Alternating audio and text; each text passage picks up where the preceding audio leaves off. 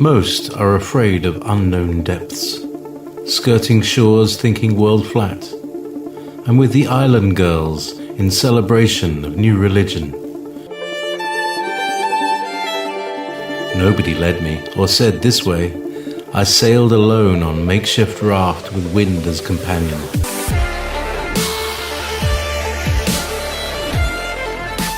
Fate for deliverance, confidence enough to assess new disposition. Seekers of lost paradise may seem fools to those who never sought the other worlds. Welcome to Momentary Zen with Zen Garcia. Visit www.fallenangels.tv. You're listening to Revolution Radio.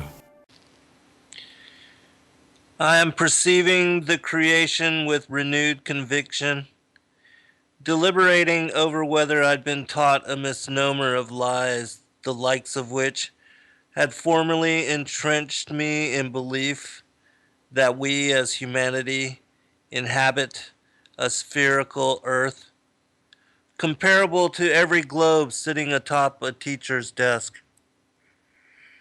As inheritors of the grand matrix, we are indoctrinated as children into speculative assumptions I've only recently learned were based upon a carefully crafted web of deceit so all-consuming, our postulation of where we are, truly unwarranted.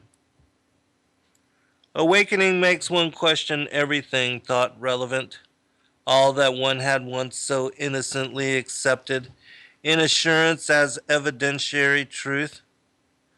All must be reassessed upon the certainty that there is no absolute truth, especially when one evaluates the preponderance of lies emblazoned onto our unquestioned resolve as clean child mind slate.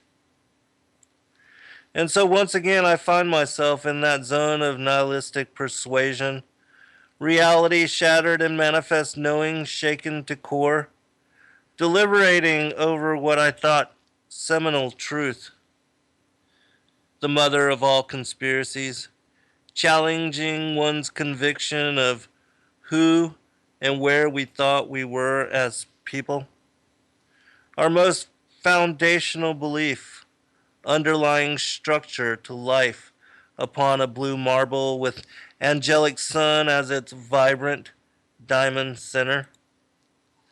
Science informs us that planetary accretion happens when primordially ejected bodies are spit out from the core of stars, and that the Earth began as cosmological debris, which gravitationally attracting enough mass assumed orbit as planet around sun, which also spinning counterclockwise in similarly rotating planetary system is itself contained in orbit around some grand universal center. A theoretical black hole, they assert in presumption of such immense pull, even light cannot escape its destroying grasp. Have we all been held hostage to some secret societal Freemasonic accord, a deception so colossal, so pervasive, that only those in the know understand our collective situation? Do the global elite celebrate the achievement of planetary domination by flaunting insider privilege, hoisting flag over and in front of the United Nations building as throne of New World Order, which depicts the flat earth as it really is, holding all nations in singular, circular embrace? Welcome, friends. I'm your host, Zen Garcia. This is Momentary Zen here on Studio B at Revolution Radio, freedomslips.com, and I thank those of you that are with me live and have access to the chat room, I appreciate your fellowship and for taking the time to listen to not only myself, but all the various hosts that come to you 24/7 on both Studios A and Studio B.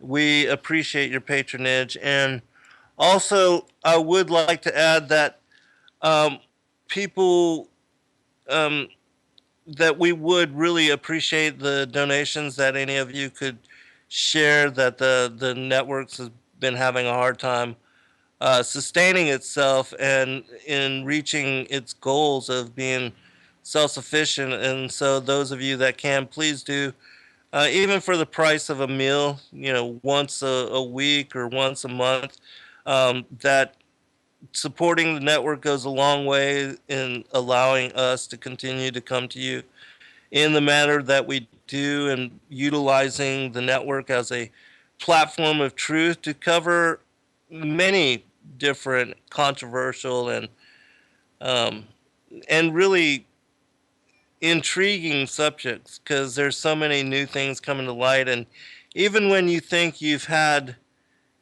really, I mean, what else can you cover in the realm of conspiracy? And there always seems to be some kind of strange subject that comes to light, which just intrigues the interest of world. And so we're trying to stay on the forefront and bring to you all of those current events and topics. And speaking of which, this evening I'm going to be covering one of those that has been on the forefront of the consciousness of not only the people here on this network, but from around the world, that for whatever reason, um, it's like one of those 100 monkey things. You have all of a sudden a topic that pops up and everybody on YouTube begins studying it, or on on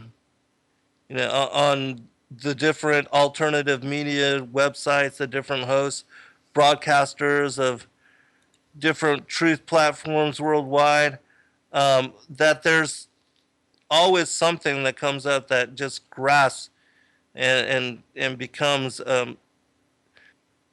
the predominant focus of that arena of investigation and research. And as you can tell by the topic, the poem that I wrote and read at the very beginning of the show, that I'm going to be talking about one of those. And this is something that I know is very controversial, and it is also something that not a lot of people are willing to give any serious time or effort to really look into. And admittedly, I was exactly in that place.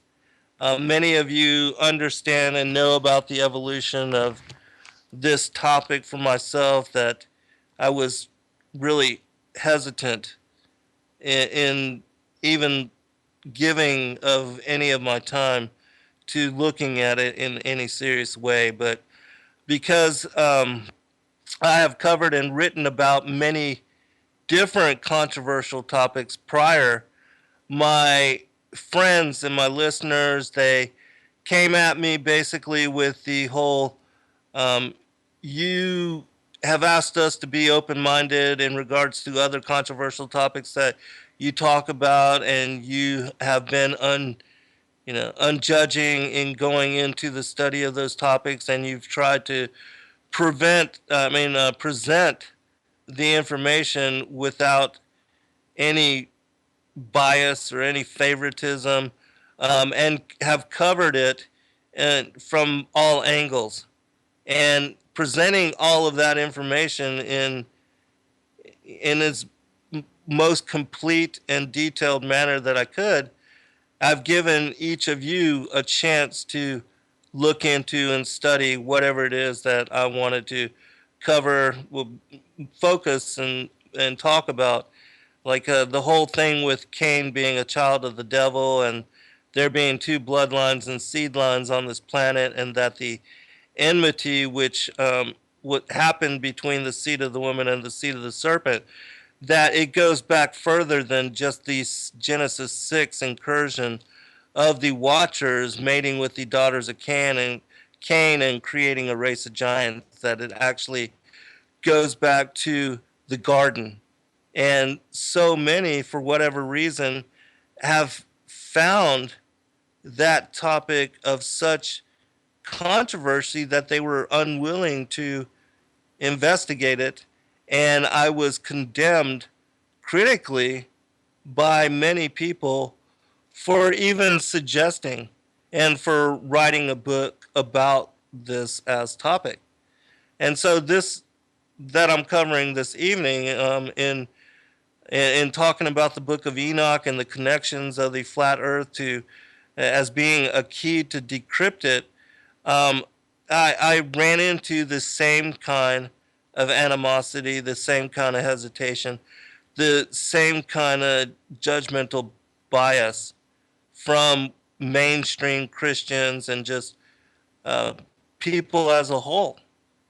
And I don't really understand it. Okay, I understand, yes, that this topic seems to have been settled by the greatest scientific minds 500 years in the past, and that as a perspective, as a model for worldview, um, most scientists and even all the educational system um, and the world, that we have bought into it without question.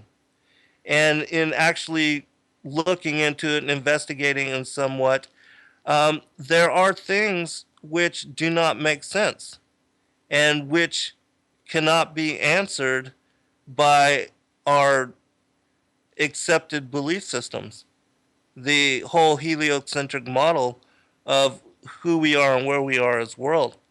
And so opening myself to the possibility that there is substance to the debate, I decided to go into it with an open mind and to spend a couple days with just looking at the information and actually listening to the videos that people were sending me and really hearing the information.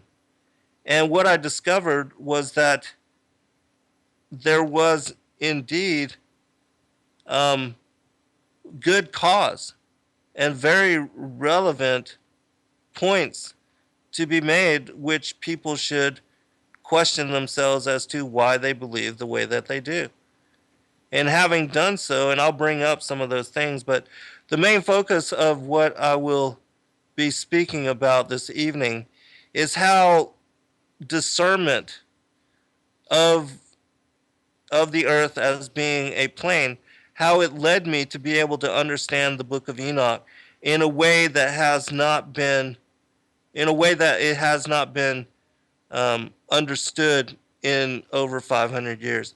And that when I actually came to knowledge on this decipherment of this decryption, I knew that I had to begin a book. Yeah, I will at some point, Olive. But I knew I had to begin a book immediately which presented this revelation to people, because it was something that was not understood, and it was also something that was on the forefront of the consciousness of world, and it also was something that helped people to understand what Enoch was writing about, what he was talking about, when, you know, when nobody else prior could make any sense of it. And there's information, certainly books that have been written and many authors that have quoted from the Book of Enoch, but all of those quotations have been from the portion on the description of the movements of the moon. And so there were no books written and no web pages, websites, or authors that had written or could make sense of, or that could present in any meaningful way the material which Enoch was citing the many chapters that he wrote about the motions of the sun. And it's because we don't open ourselves to this other worldview. And when I did, I was able to make sense of it.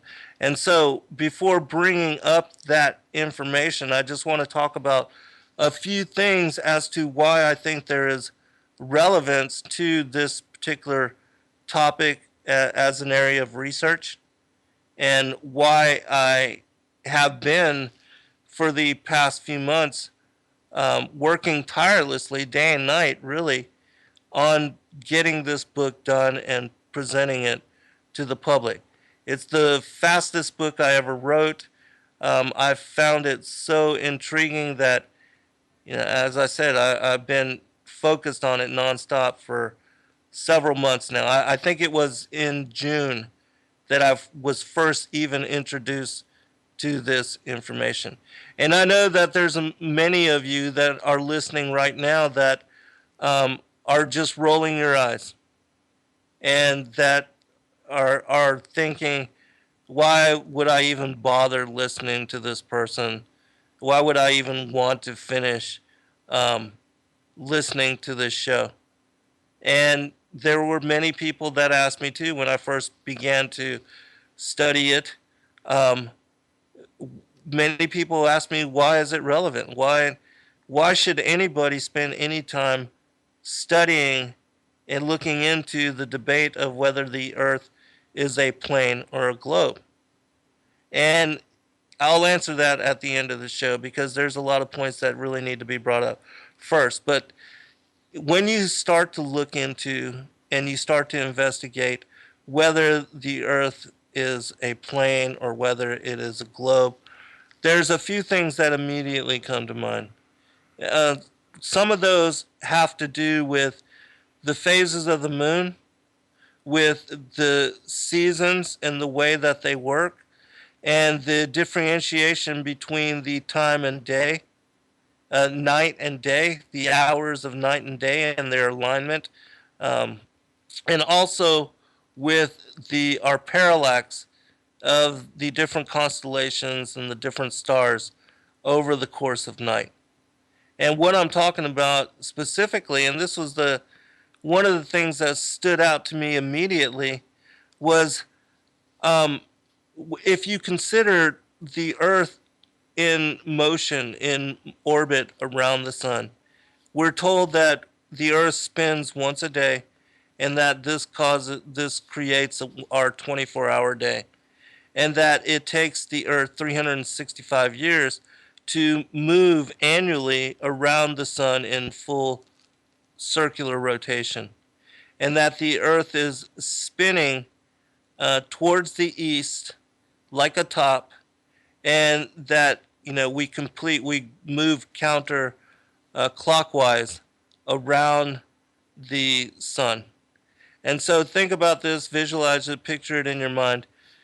When, like even today, you take today and you break the hours in the day, and then you consider in 3 months we're supposed to be 90 degrees to the right, have moved 90 degrees to the right, and then in 6 months we will be exactly opposite the sun, in opposition to where we are now, completely across on the other side, and then in another 3 months we're another 90 degrees and we should be left of where we are now, and then in another 3 months we complete the rotation and return to where we are now. Now think about this. If in 6 months, if we're on the completely other side of the sun, shouldn't night and day completely flip-flop? Now, even considering our spinning, once every 24 hours, if we're on the complete other side of the Earth, then the other side of the other side of the sun, then the side which had been facing the sun would be facing out into space, and the portion which was in the shadow, in the darkness of night, should be facing the sun. And so day and night should flip-flop, so that what the 12 hours that basically comprise the day, in like right now, in 6 months, those 12 hours should be flip-flopped and they should comprise night. And same thing in every 3 months, the hours of day and night should diverge from what they are right now, and they should be 6 hours off. And so if you think about when night and day happen, there's no deviation, no great deviation to the alignment of day and night, other than there being 1 hour of daylight savings time twice a month. And that basically the day and the night stay as they are aligned right now throughout the entirety of the year. And so how is that possible if we're on a planet which is spinning around the star, the sun as the center, and the star, the diamond center of the solar system? How is that possible? And then also consider this: if the moon is in rotation around the earth, as the earth is in rotation around the sun, how do the phases of the moon stay constant and stay in perfect synchronicity throughout the year, so that there's 4 phases, quarterly phases, and it cycles through first quarter, full moon, third quarter, and then back to lunar conjunction, and begins the whole process again every month. If the moon is in orbit around the earth at the same time that the earth is in orbit around the sun, how is it at all possible that the phases would remain constant? They couldn't. They absolutely couldn't. There would be such deviation that even from month to month, the phases of the moon would not remain the same. The same thing goes for, and of course, if you want to put, some questions in the chat room, I will address them. But the same thing goes for our parallax and our being able to see certain constellations and certain stars through the night. That the zodiac, the constellations as laid out by the 12 houses of the zodiac, they spin once every night around Polaris as the fixed star, as the center of our firmament. And even though that the houses of the zodiac shift so that a particular house is aligned with the rising of the sun on a particular day and a particular month, they still remain constant throughout the entirety of the year. And so whether it's spring, summer, fall, or winter, you will see the same constellations, the same stars during the course of night, and they will move in circle around the fixed star Polaris. And this has remained constant for so many thousands of years that that navigators during the night, they are able to use that alignment with Polaris in order to ascertain direction during the course of night and remain en route until the sun rises in the morning. And so these 3 things could not happen. I mean, just these 3 things right here could not happen if we were on a planet, if we were on a ball-like, a spherical planet, which was spinning like a top and moving around the sun. Now consider this also. If you've never heard of the phenomena of the midnight sun.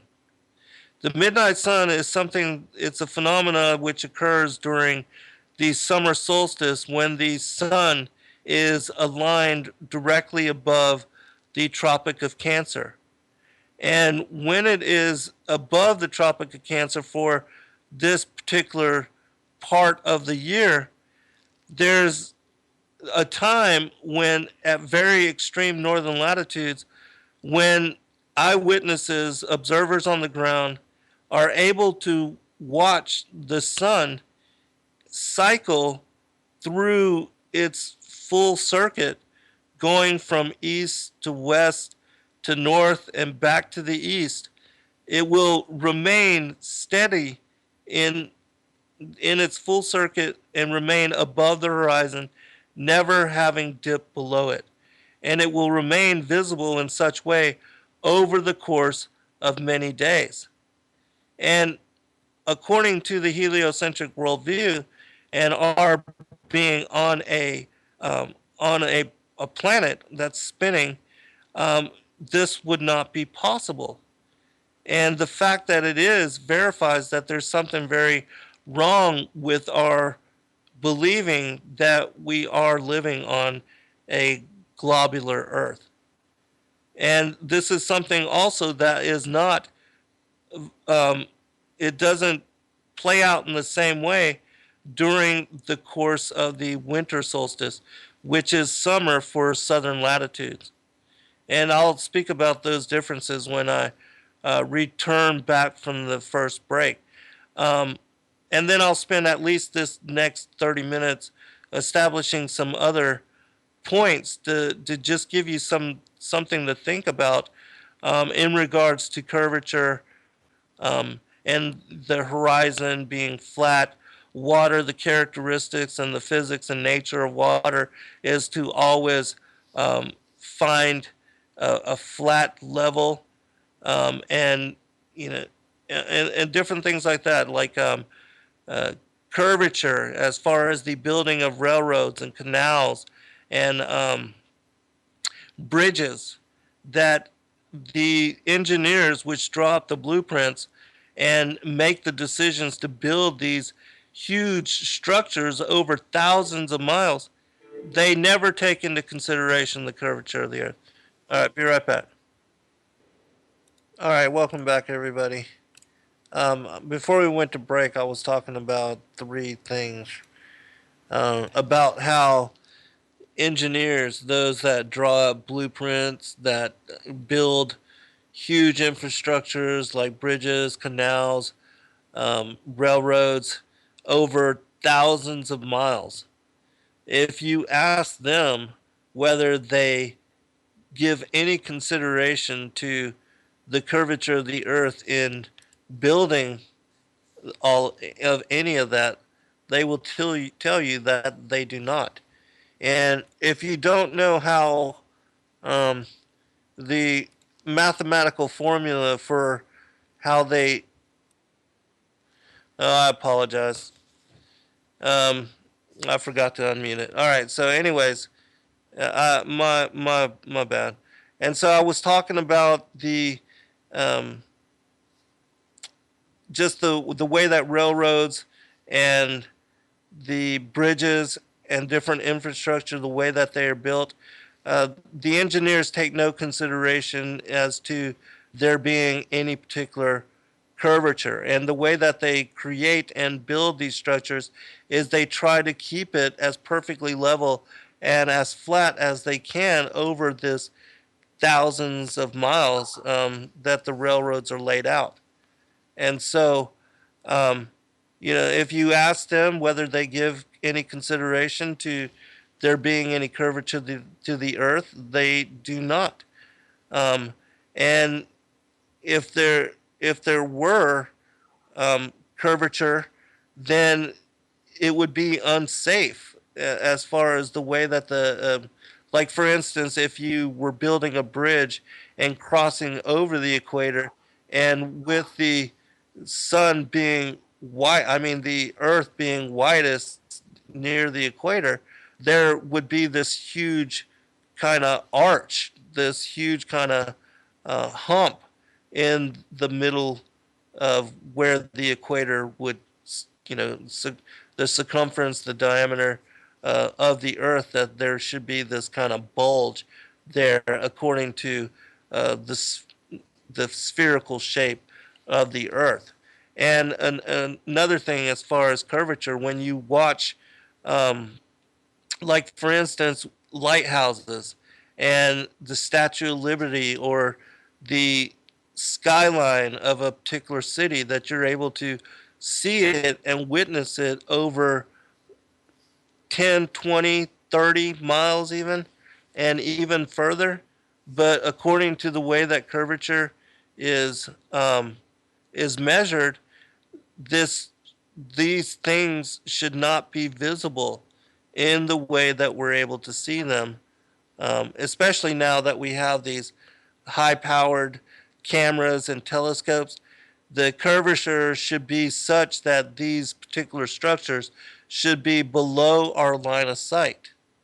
But yet, that is not the case. Lighthouses, um, the Statue of Liberty, Manhattan skyline, the city of Chicago across the Michigan, the Lake Michigan, that you can see these things at great distances.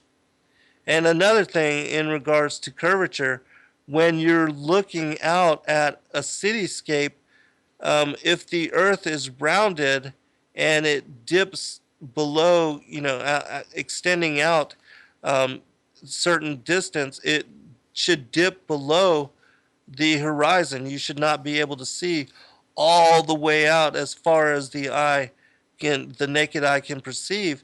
It should not be flat. There should be curvature, and the buildings should be leaning away, laying at an angle away from the viewer. But, again, this is not the case. All the buildings are straight up and down. And when you see them, like if you use, like if you go to the top of the Empire State Building, or you go to a part of the end of this bridge, and they have those telescopes or those viewers that you can pay a quarter and look out across great distances. Everything remains flat all the way to the horizon, and that whenever you climb up and climb a mountain, even the highest mountain, the top of Mount Everest, when you look out in every direction, uh, all the way around you, the horizon remains flat in all directions. And this is something that should not be visible should there be any kind of curvature to the Earth. Um, Now, another thing in regard to the rotation of the Earth and the speed of the rotation of the Earth, um, science claims that basically at the equator, the Earth is spinning at 1,037.6. Well, let me read it exactly. That that the Earth is spinning at a rate of 1,037.541,666,666,667 miles per hour.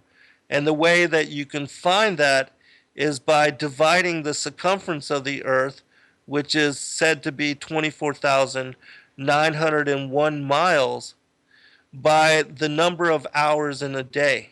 So if you take 24,901, you divide it by 24, and you convert this orbital speed, this so-called speed of the Earth as it spins around the sun, that you get 18.5 miles a second, or 30 kilometers a second.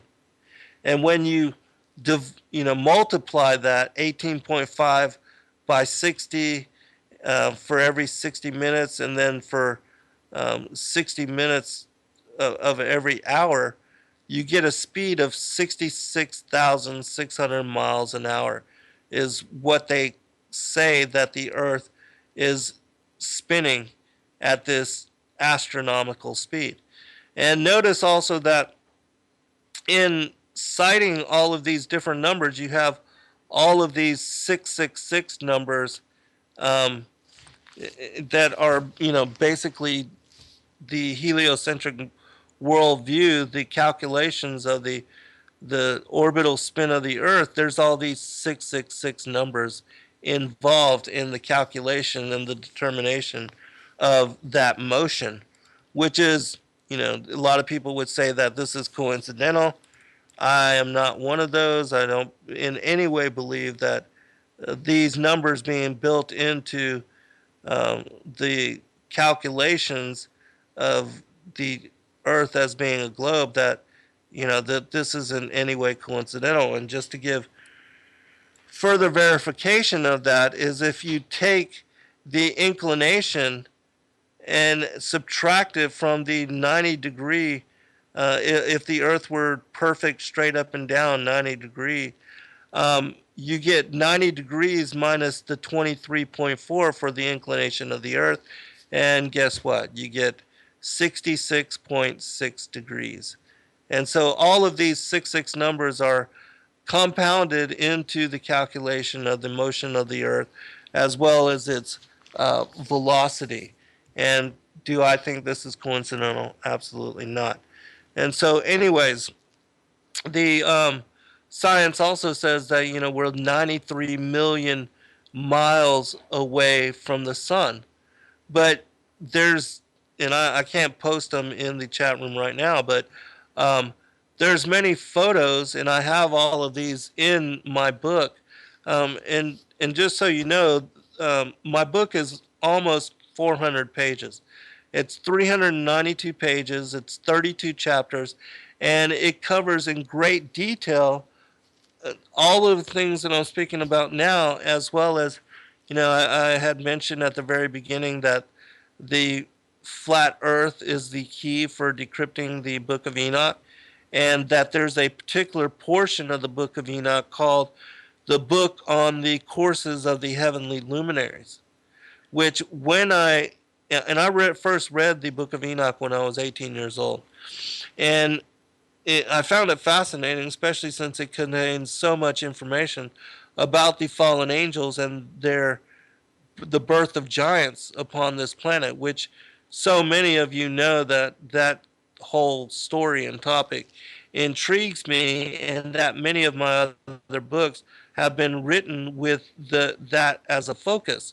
However, every time I had read the book on the courses of the heavenly luminaries, I did not understand it.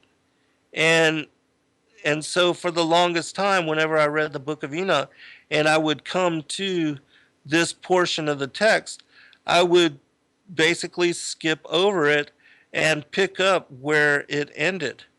And the book on the courses of the heavenly luminaries in the Book of Enoch is it's from chapter 71 to chapter 83. So it's like 14 chapters. And as I said, I was not able to grasp or make any kind of sense of it prior to my investigation of the model and of the Earth. And once I understood that that there was possibility that the Earth was not a globe and that it was a flat circular plane, as it mentions in Isaiah in the Bible, in Isaiah chapter 40, verse 22, where it speaks about the Most High sitting on top of the circle of the earth, and that the heavens were spread as a curtain above it. When I applied this particular worldview to the detail of the motions of the sun and the moon as described in the Book of Enoch, then I was able to make sense of it. And this is also related to your question, Olive. And so I'll elaborate on that here in just a minute. But before I do so, I want to just bring up a couple other things. I know that there are many that listen to Revolution Radio and listen to this show that do not give any kind of authority to the Bible, and it's understandable. I personally, when I was young, I completely turned my back to Christianity and to the gospel and to anything that was contained therein. Like many of you, I believe that it was fabricated and that the texts were created by a group of illuminists or those that wanted to exercise authority and get the people to conform to a certain way, accepted way of being. And for the longest time, for 20 years of my life, as I was studying all this New Age material and I was involved in Native American shamanism and doing sweat lodges and vision quests and things of that nature, I, totally did not look into or read any of the texts. And it wasn't until I was brought full circle back to them that I understood that there were many strange, um, strange esoteric secrets contained within the gospel, which enabled me to understand things such as the fallen angels, the ancient aliens.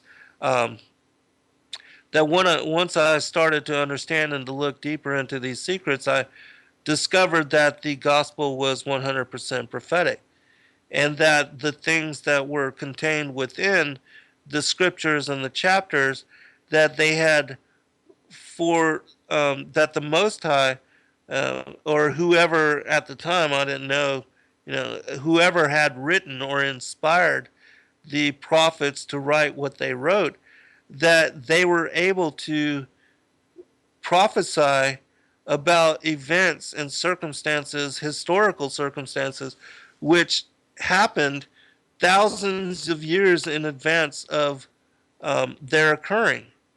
And this in itself intrigued me. And then once I discovered that, there was a whole other biblical code encoded within the chapters and within the script, and that these things had been thousands of years in advance of our, um, the creation of computers and the ability to utilize software and programs to seek out and to search out these particular Bible codes. Well, that in itself, those two things affirmed to me that there was authority, there was some kind of divinely inspired nature to the text. And so when I really began to read and study it, which I had not prior, and when I was 24 years old and I first came across the account of the Genesis 6 sons of God mating with the daughters of man, I really started and made a commitment to read the entirety of the King James Version at that time.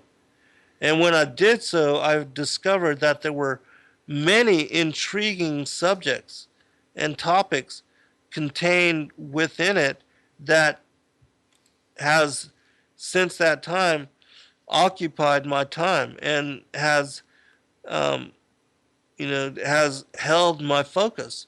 And I believed since then that it was that the scriptures were worthy of investigation and worthy of study. And that's what I've been doing since then. And so ever since then, also, I kept having different things, different revelations present themselves to me, which were not spoken about and which were not covered by other people. And in, such as the revelation of Cain being a child of the devil. And at every turn of the way, I have learned things which have just completely turned my world upside down. And this was one of those things. So I'll get into some specifics on how it is that this particular revelation relates to the book of Enoch and how it helped me to understand it in a way that had not, that it could not be understood prior. And specific to that, I'm going to mention, we'll be right back. All right, welcome back, everybody, for a second hour, and I appreciate you hanging in there with me on this because I know how so many are just absolutely adamant against even investigating it, and that a lot of my listeners, when I first started doing shows where I was talking about some of this information, how I was ridiculed by a lot of them. And, a lot were concerned that I would lose credibility um, for even investigating it as possibility. And so, anyways, I think there's very good reason, as I said, and I've been making um, some of those reasons. I've been speaking about that over the course of the first hour, but I'm gonna lay out a few more things, and then I'm gonna go into some particular scriptural topics. And I know that, again, that a lot don't read the Bible, don't study it, and so I won't come at you hard from that particular angle. But I'm gonna, also appeal to your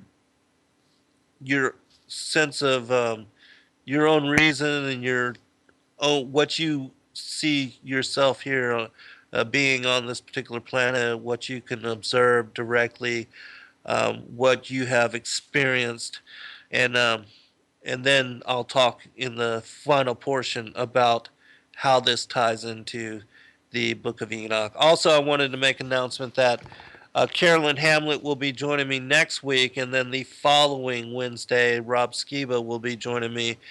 Those of you that have covered and listened to this particular topic that I'm speaking about this evening, he has also he decided to go down the rabbit hole and has also been looking into this particular issue as well. And, all of us are at least finding it intriguing, to say the least. But in regards to the rotation of the Earth and the curvature, um, when it's like a hot air balloon, or getting in a plane, all of us have done that when we get in a plane and we fly north, south, east, or west, that if you fly 500 miles to the east or 500 to the miles to the west or north or south, that you end up about that far away from the point of origin, the place that you departed from, which, according to the speed, the velocity, the rotational speed of the Earth, we are moving near the equator at 1,037, or about 38 miles an hour, towards the east, and that this is the spin of the Earth, that it has to spin at this speed in order to complete one full rotation, one 24-hour full circle, and that it does this 365 times as it goes completely around the Earth.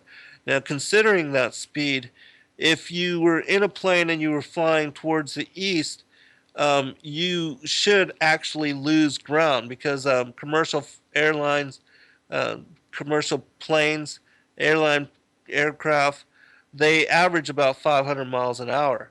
And so, and if you were flying to the north or to the south, the Earth rotating towards the east, your destination should also rotate in that direction, and pilots should have to fly either, if you're going north, towards the northeast, if you're going south, towards the southeast, in order to get to destination. And if you were flying west, that the rotation of the Earth should actually bring the your destination closer to you, so that you get there quicker. And it's the same kind of thing for um, when you shoot off a cannon. And I know that, there's speculation. There's scientists out there. They have this, the a whole theory of the Coriolis effect, and they cite that because of the rotation of the Earth, that bullets will move towards the east, or when you shoot um, artillery towards the north or the south, that it will deviate according to the rotation of the Earth. But when what you actually find is that the Earth is stationary and unmoving, and that if you shoot a cannon north, south, east, or west, that it will go about the same distance before coming to a stop. And that when you are aiming, unless the object is moving, but if it's stationary and unmoving, then you don't aim with this particular rotational speed in mind. There's no deviation. You aim straight for the target and you try to hit it according to this particular line of sight. And it doesn't matter if you, like, if the Earth is rotating and you shoot towards the north, the target should move towards the east and throw off your calculations by that particular deviation. And according to, because science also says that the speed of the rotation is only 138 miles an hour at the equator, and as you move up in latitude or down in latitude, that because of the curvature being different, that the rotational speed is also different, and that if you were to come to the North Pole, that there would be almost no rotational speed. And that they have to, I mean, this is, if according to the Earth, the heliocentric model of the Earth, that this is how it has to be um, in order to explain our orbiting and also spinning once daily around the sun. But consider this also. Um, consider, going back to the whole thing of the plane, that when you fly and you leave a certain point, no matter which direction you fly in, after being in the air for a certain amount of time, um, you get to a certain distance, no matter which direction you're flying in. And consider the airline pilot, if they were trying to land a plane on a moving Earth that was rotating at 1,037 miles an hour, how many accidents, how many explosions, how many plane crashes there would be. There would be so many that pilots would be a rare commodity indeed, that they would probably not even survive their basic training to ever become airline pilots in the first place, or, you know, military pilots, pilots of any of any craft. If they were, if even like just trying to land on an aircraft carrier, that's difficult enough. But if the Earth were moving at this grand speed, trying to land a plane, I mean, as soon as your wheels touch down, it would jerk you to the right and cause you to wreck. And so, um, that is further confirmation that the Earth is stationary, not moving. And it's the same kind of thing for people that get in hot air balloons that lift off the Earth. When they do so, the Earth isn't rotating quickly out from underneath them, but they remain directly above the place that they launched, and are only the only shift that occurs is due to the wind, and that they ride the trade winds, that the hot air balloons, they reach a certain height, and it's the wind that propels them in, whichever direction, and that's how they get to a particular place.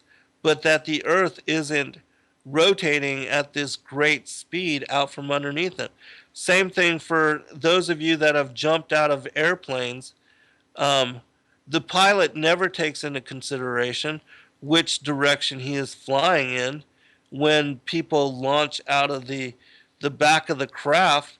And when, for those that like land in a particular football stadium, that come down, and these different army pilots, I mean army parachutists, that jump down and come down during halftime or before football games.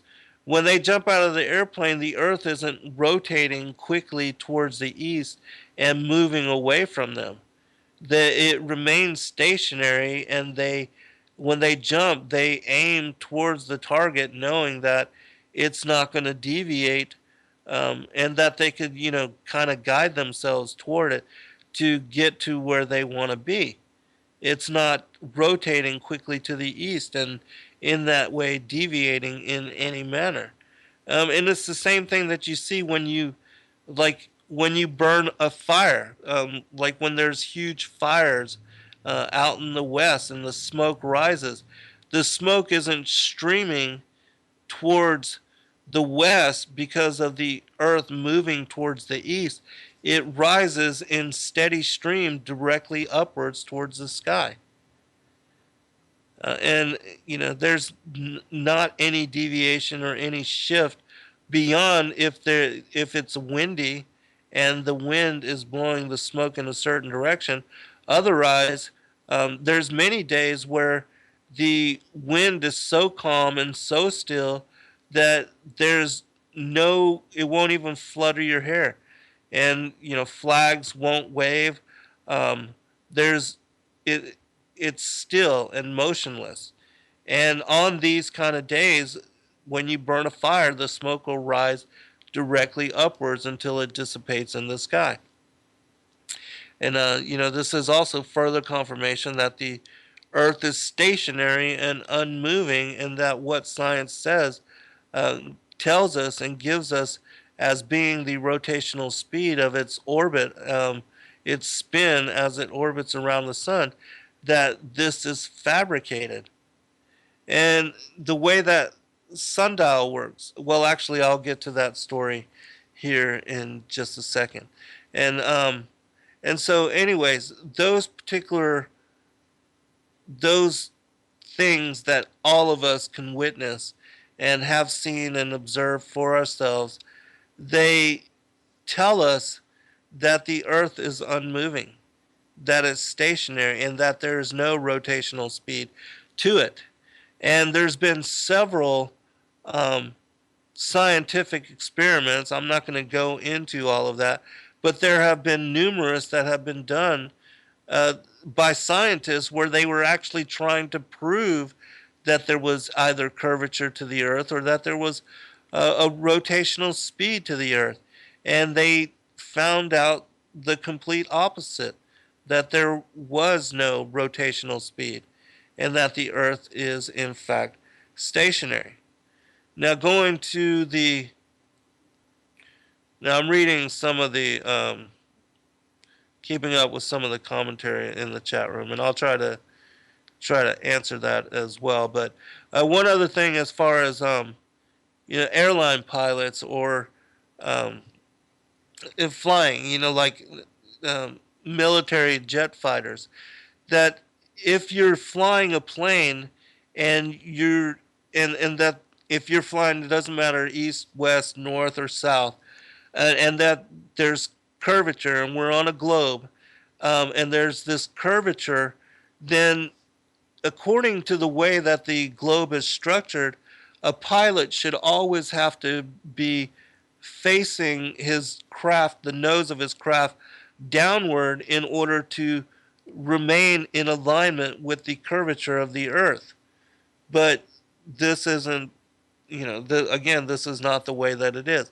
In fact, in the airplane, in the cockpit, they have I forget what the gauge is. Maybe it's an altimeter. I'm not sure, but it shows you the horizon, and it keeps you level and remain. You have to remain constant at this level in order to reach your destination, and that the craft will maintain this trajectory. It will hold this level pattern of flight until it gets to its destination, and then the pilot will descend out of the skies and land the craft. And again, as I said, the earth is not moving, which, an airline pilot landing a craft on a runway, that the runway is not deviating, isn't moving according to the rotation of the earth, that a pilot is able to land smoothly and not crash because the earth is stationary and unmoving. But as I said again, if the earth was curved, then pilots should have to point the nose of their craft down in order to remain level with the curvature of the earth. And if they did so, if you tried to fly in that kind of manner, you would basically crash into the plane of the earth. And so these things are also further confirmation that there's absolutely something to the earth being stationary and there being no measurable curvature. When we get back from the next break, I'll actually pull up you know the formula for measuring curvature, and it'll show you that it gets rather large, especially after a few miles. But again, you can see the Statue of Liberty or lighthouses from great distances, or the Manhattan skyline, or the Chicago skyline across Lake Michigan. That you can see these things at great distances, and according to the curvature of the earth, they should not be visible. They should be below the line of sight and beneath the horizon, so that you shouldn't even be able to see the tops of the buildings. But yet, this is, again, this is not the way that it is. All right, now, a couple stories from the Bible about the order of creation. In Genesis, it talks about that the earth was created first, and that the firmament of the earth was established above it. Even though the earth became null and void, in Genesis 1, verse 1 and verse 2, which I'll pull that up, it says, in the beginning God created the heaven and the earth was without form and void, and darkness was upon the face of the deep, and the Spirit of God moved upon the face of the waters. It wasn't until day 3 that the seas and the land appeared, and all of these things were divided. And even though there is a firmament, the heavenly luminaries, the sun and the moon, they weren't placed into that firmament until day 4. So let's look at that again. And God called the light day, and the darkness he called night, and the evening and the morning were the first day. And God said, let there be a firmament in the midst of the waters, and let it divide the waters from the waters. And God made the firmament, divided the waters which were under the firmament from the waters which were above the firmament. And it was so. The firmament, and God called the firmament heaven, and the evening and the morning were the second day. So you have the earth, even though it's null and void, it's been destroyed in some manner.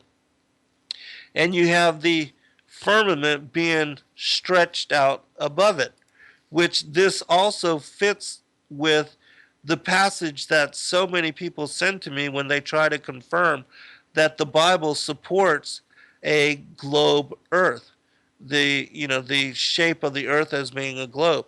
And that particular passage that I'm referring to is from Isaiah chapter 40, verse 22, where it says, it is he that sitteth upon the circle of the earth. And everybody, a lot of my listeners sent that to me, saying that the circle of the earth is a globe.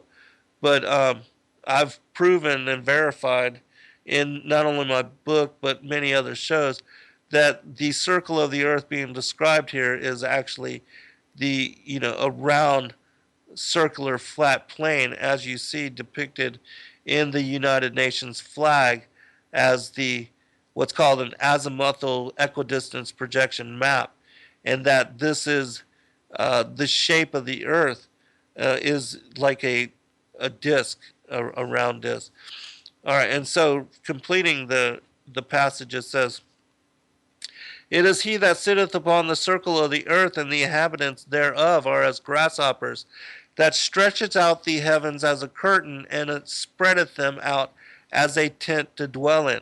So if you picture a tent to dwell in, or a tabernacle, which here Isaiah says that this is the shape of the earth with the firmament spread out above it.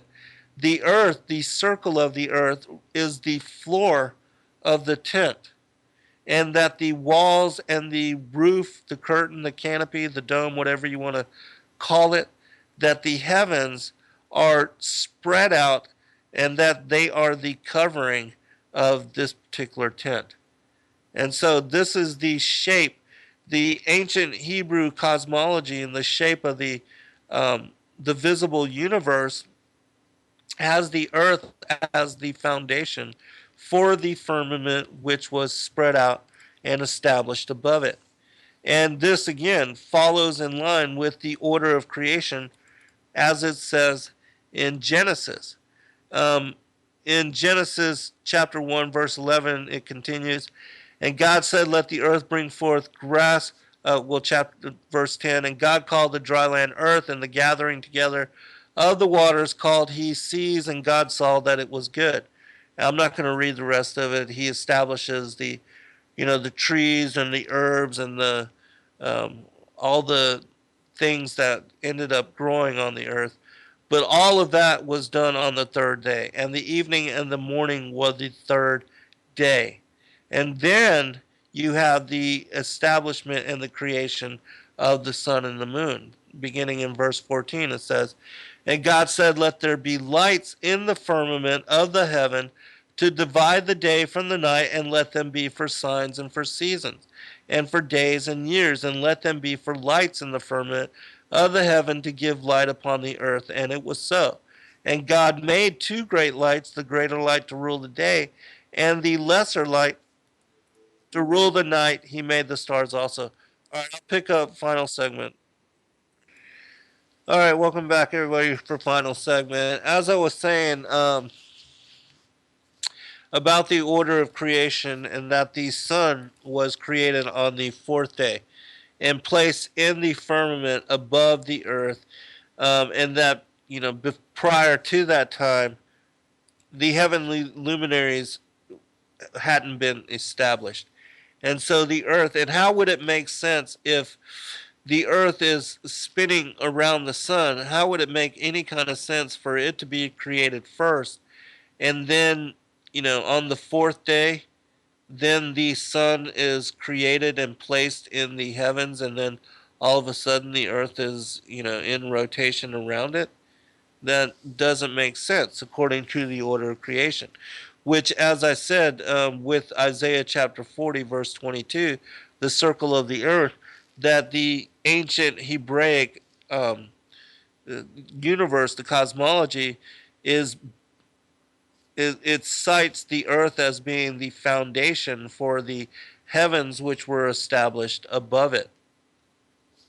And so, going back to a couple things, because I do want to get to, the book of Enoch. I'm not going to be able to cover it in any great detail tonight, but I had to set the foundation for later discussion of it, and I'll help you to make sense of things that really have not been decrypted for over 500 years, because we've not opened ourselves to new possibility, which, if you study the Bible, it tells you that the earth is immovable, stationary, fixed, and that being created as a foundation for the heavenly luminaries and the firmament which was spread above it, that the earth is much larger in proportion than either the sun or the moon.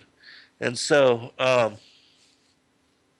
and a couple other stories that will set up the whole thing that I'm going to go into as far as the book of Enoch.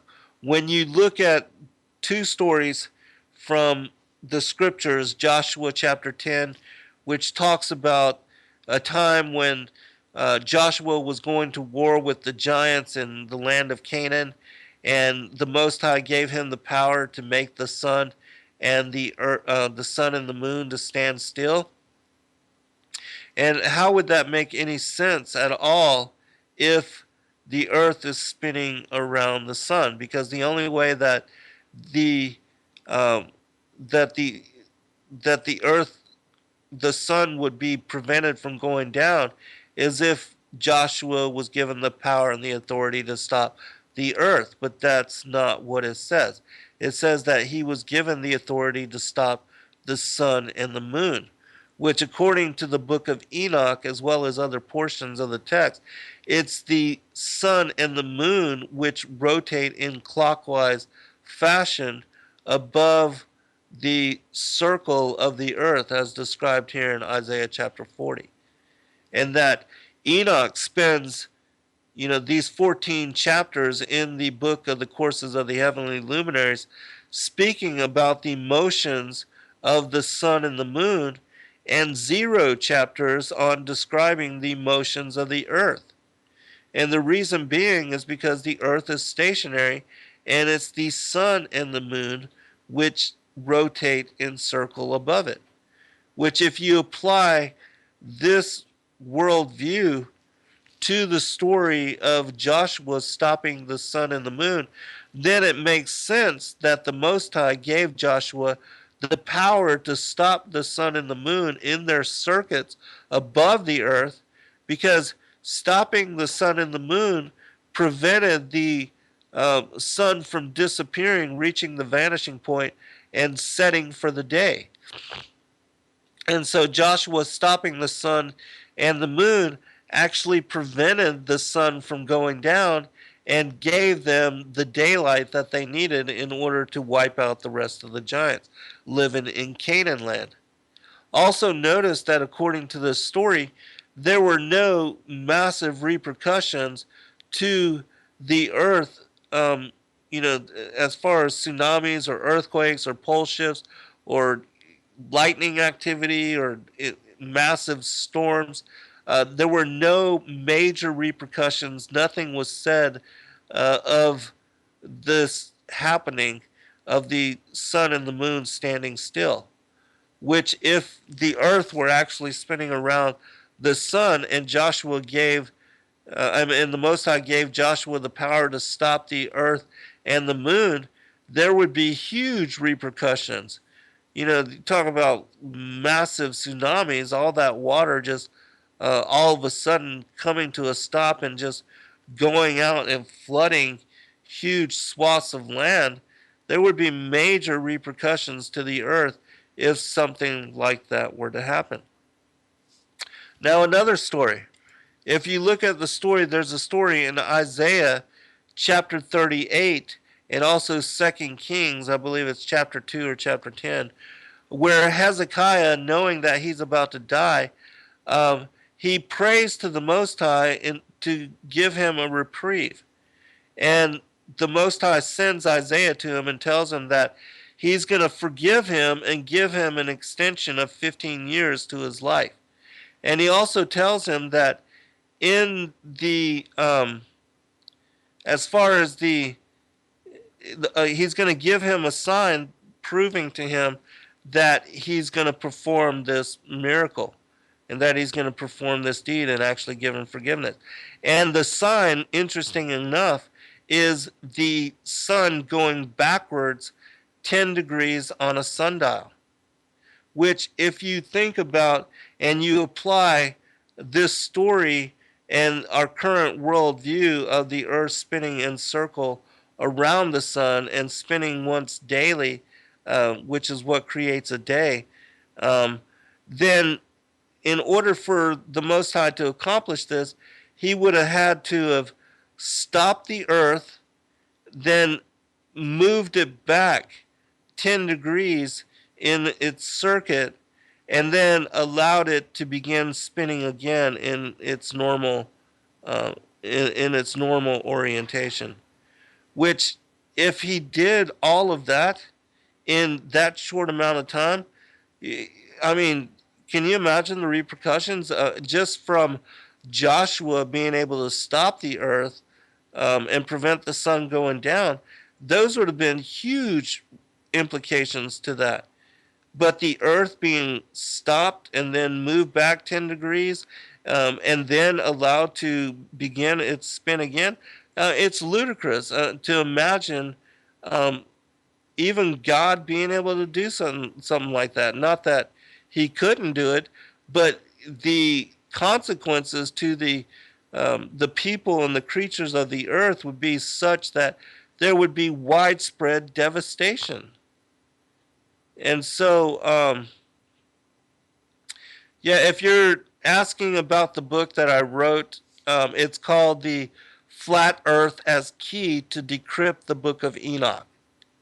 And I'll be doing some more shows on it because, as I said, it's 32 chapters long. It covers all of the things that I'm speaking about here and so very much more. I've written about all of these things.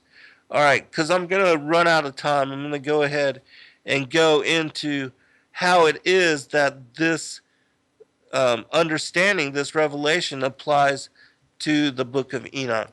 And I'm going to bring up a couple passages specifically.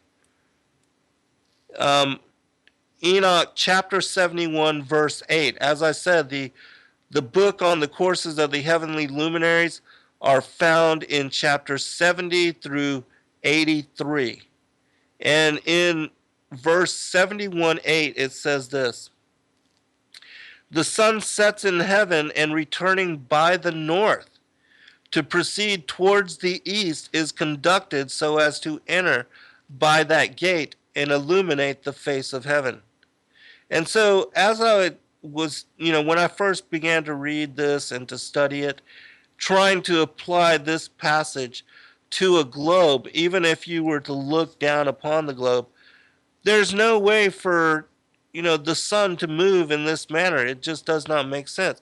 And even if it were to move in this manner, um, how does that apply to the earth being in orbit around it? You can't make sense of it at all. But if you pull up the United Nations map and you look at the azimuthal equidistance projection map, the circle of the earth as described by Isaiah, and you look at this circle with the North Pole in the center and the Antarctic uh, being the outside, these southern edges, the outer edges, then the center is the North Pole. The equator is the circle which cuts this particular circle of the Earth exactly in half. The Tropic of Cancer is a circle on the inside between the equator and the North Pole, and the Tropic of Capricorn would be the largest circle encompassing the outside between what would be the Antarctic ice wall, the southern edges of this disk, this circular circle of the Earth, and it would be between the edges and the equator. And so when you look at the circle of the earth in that manner and you apply the description that Enoch has here, the sun sets in heaven and returning by the north to proceed towards the east is conducted so as to enter by that gate and illuminate the face of heaven. What he's describing here is the movement of the sun in a circle above the earth, which is exactly what is described in Psalms 19 in the Bible. It says this of the movement of the sun above the earth. It says, the heavens declare the glory of God, and the firmament showeth his handiwork. Day unto day uttereth speech, and night unto night showeth knowledge. There is no speech nor language where the voice is not heard. Their line is gone out through all the earth, and their words to the end of the world. In them hath he set a tabernacle for the sun, which is as a bridegroom coming out of his chamber, and rejoiceth as a strong man to run a race. he going forth is from the end of the heaven, and his circuit unto the ends of it, and there is nothing hid from the heat thereof. And so basically Enoch is saying here that it is the sun which moves above the earth, and um, not the earth which is moving around the sun, which again is the reason why Enoch spends so much time writing about the motions of the sun and the moon, and zero to describing the motion of the earth, because the earth is stationary and unmoving, and it's the sun and the moon which move above it, which he describes this also in a passage I'll read.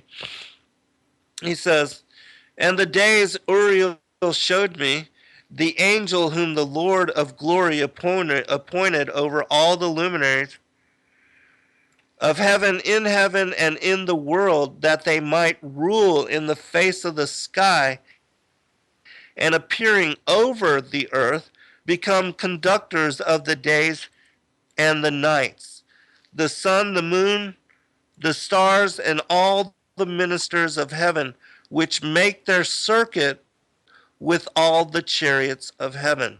And so here he's saying that it's the sun, the moon, the stars, all of them move in the face of the sky and have circuits appearing over the earth, which is exactly why when Joshua was given the power to keep the sun from setting during that day, the Most High gave him power to make the sun and the moon stand still, because it's the sun and the moon moving above the earth which keeps the day from setting.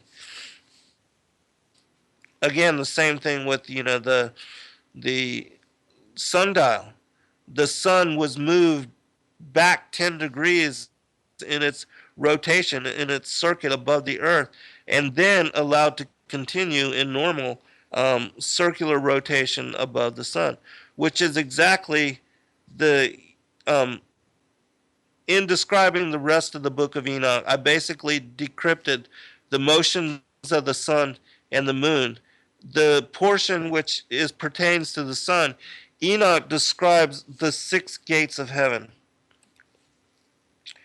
which I'll read that, and then I'll explain how this pertains to the flat earth and how you need to understand the model of the world in this way in order to make any sense of what Enoch is describing. So verse 71:3, he says, "I beheld the gates whence the sun goes forth, and the gates where the sun sets, in which gates also the moon rises and sets. And I beheld the conductors of the stars. Among those who precede them, 6 gates were at the rising, and 6 at the setting of the sun. All these respectively, one after another, are on a level, and numerous windows are on the right and on the left sides of those gates. First proceeds forth that great luminary which is called the sun, the orb of which is as the orb of heaven, the whole of it being replete with splendid and flaming fire. Its chariot, where it ascends, the wind blows. The sun sets in heaven, and returning by the north," again, here's that circular description, "to proceed towards the east, is conducted so as to enter by that gate and illuminate the face of heaven. In the same manner it goes forth in the first month by the great gate. It goes forth through the fourth of those 6 gates which are at the rising of the sun. And in the 4th gate, through which the sun with the moon proceeds, in the first part of it there are 12 open windows, from which issues out a flame when they are opened in their proper period."